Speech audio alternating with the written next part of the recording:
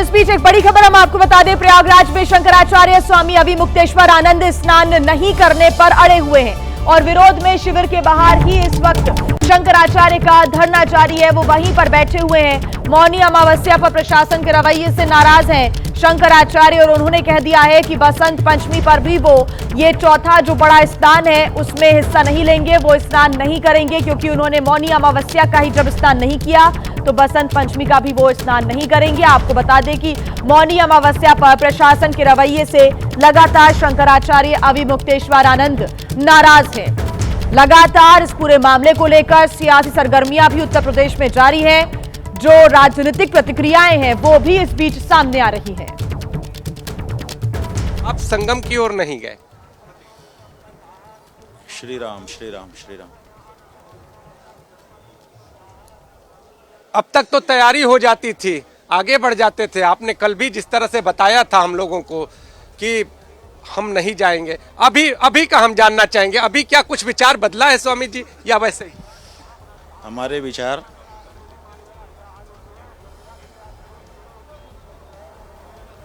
कदम कदम पर नहीं बदलते हैं। विचार करके ही हम बोलते हैं और बोल देने के बाद उस पर दृढ़ रहते हैं। तो जो बात कह दी गई है हम उसी पर दृढ़ हैं। विचार बदलने का कोई प्रश्न नहीं है। ये मेला शंकराचार्यों के द्वारा बसाया गया मेला है। इतिहास गवाह है, साक्षी है कि शंकराचार्यों ने इस मेले को मुगलों से बचाने के लिए कितना त्याग बलिदान किया है। आज उन्हीं शंकराचार्य को आप संगम स्नान से रोक देते हो, ये अन्याय बहुत बड़ा हुआ है। इसलिए विचार बदलने का कोई प्रश्न ही नहीं है। और ये बात आपको हम बताना चाहेंगे कि कहा जा रहा है कि परंपरा नहीं है पालकी में बैठ कर के स्नान की। अभी एक इंटरनेट के जानकार व्यक्ति ने 2024 में जब हम माघ मेले में पालकी में बैठ कर के स्नान करने के लिए गए थे, पुलिस सुरक्षा के बीच में वो वीडियो इंटरनेट से निकाल करके भेज दिया है। हम चाहेंगे कि उसको भी ज़रूर आप सम्मिलित करिए, दिखाइए कि कैसे ये परंपरा रही है कि शंकराचार्य पालकी में ही बैठ करके जाता रहा है और प्रशासन उनको नहलाता रहा है। लेकिन इस बार वो हम ही को झूठा सिद्ध कर रहे हैं। स्वामी जी, बयान भी आने लगे और आपने अपनी बात भी रखी, कल भी रखी थी। कुछ कहा था आपने, मौनी अमावस्या का स्नान नहीं हुआ, बसंत पंचमी का स्नान कैसे? हम हाँ ठीक है, ये बात तो हमने कल कही दी थी, दोबारा दोहरा दे रहे हैं कि जब मौनी अमावस्या का स्नान हुआ ही नहीं तो फिर उससे आगे कैसे हम बढ़ सकते हैं। पहले मौनी अमावस्या का स्नान जो छूटा हुआ है वो तो हो। और ये इसलिए भी ज़रूरी है कि हम मौनी अमावस्या के दिन अपने शिविर से संगम स्नान के लिए निकले थे। अभी तो हम शिविर में वापस प्रवेश किए ही नहीं, लौटे ही नहीं। इसका मतलब स्नान के लिए जो निकले थे तो अभी हम तो यात्रा में ही हैं, रास्ते में ही हैं।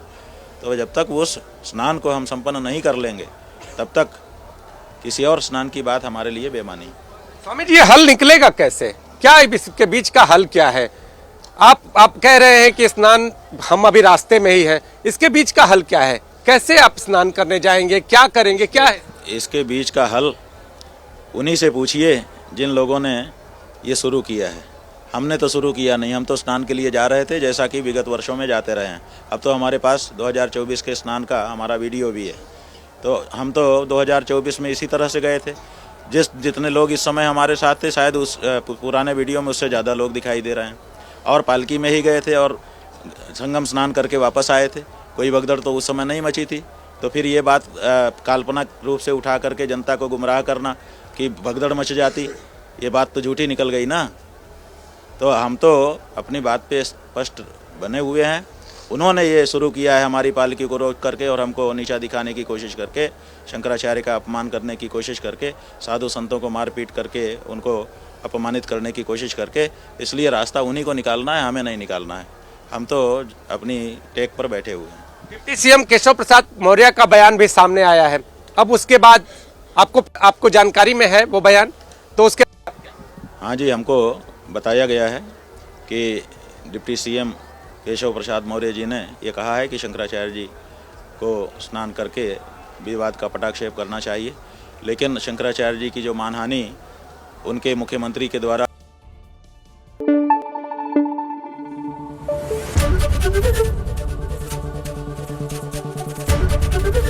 एबीपी न्यूज आपको रखे आगे।